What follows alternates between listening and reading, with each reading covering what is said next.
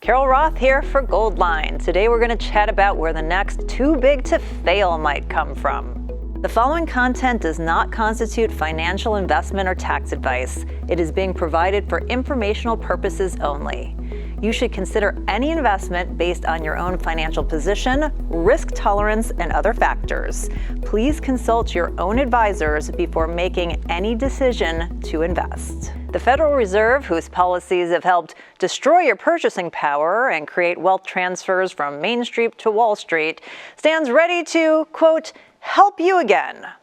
They are one of many central banks and governments around the world who are exploring not just any sort of digital currencies, but specifically central bank digital currencies, or CBDCs. Now, what the heck is that? Well, if you don't know what a CBDC is, it's merely a digital version of whatever currency the government is already backing with its, quote, full faith. In the U.S., they're considering replacing or supplementing some of the dollars in your pocket with digital dollars.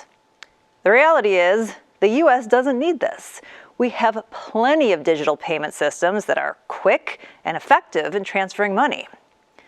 So the reason to bring to market a digital dollar is far more nefarious, particularly at the retail or public level. The digital dollar is about power and control. While the Fed and government do have a lot of power and control over your money today, there are things they can't do. They can't follow each of your dollars. They may have a general sense of what you earn and what you spend on or invest in, but there's still an arm's length distance between your money and them. With a CBDC, that all goes away.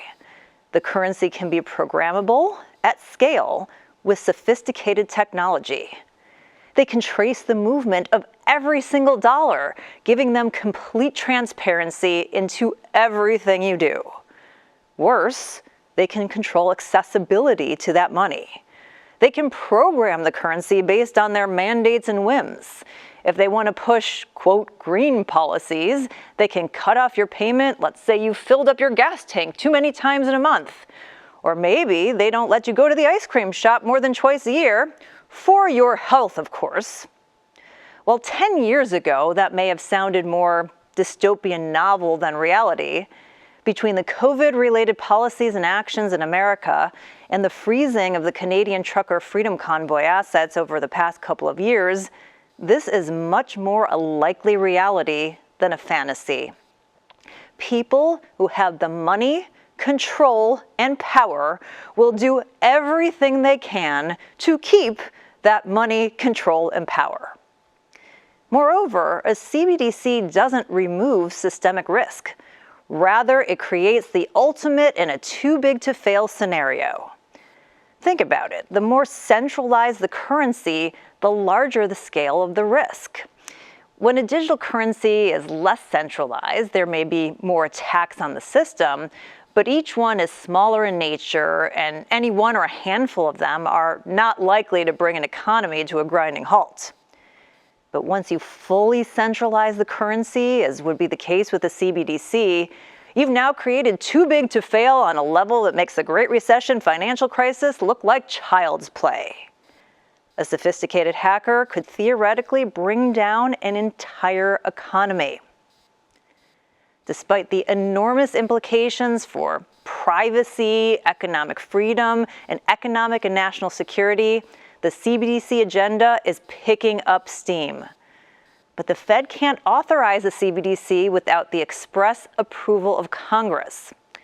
So lawmakers will likely bury that approval as part of a larger set of regulations, which of course they will sell as protecting the consumer. But it won't protect you. It will be the biggest assault on the consumer of all time and signal an end of individual rights as we know them in America. They will tell you not to worry about the digital dollar CBDC. Do the opposite and start planning now. You need to hedge for what's ahead. Now, right now, I'm viewing gold as a hedge on all of these developments. It's very important that if you see gold as an appropriate hedge for you as well, that you buy physical gold. Paper gold will not protect you against these issues that we've been discussing. While nothing's guaranteed, past performance doesn't guarantee anything regarding the future, gold does have a 5,000-year social contract and a wide global acceptance. So much so that central banks have been adding to their reserve stockpiles of gold around the world as well. Gold, as well as other precious metals, including silver, are assets that you can have more control over as the landscape shifts, particularly related to the digital realm. Now, if this seems like a whole lot and you want some help sorting through these issues, please consider giving my friends at Goldline a call. In fact, if you call Goldline at 800-319-9533 or visit goldline.com, they have a special offer for their Betsy Ross Freedom Round, which was designed by me and is exclusively available through Goldline.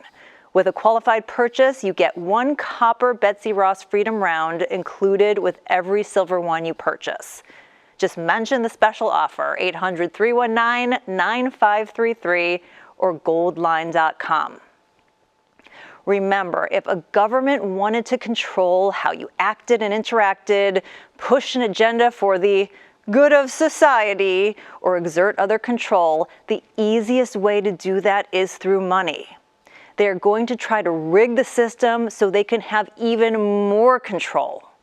Do what you can to keep at least part of what you have earned in a form factor that you can control.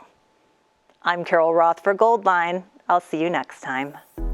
The views and opinions expressed in this video are those of Carol Roth and do not necessarily reflect the views or positions of Goldline or its parent company or affiliates. These views and opinions may have been previously disseminated in other media.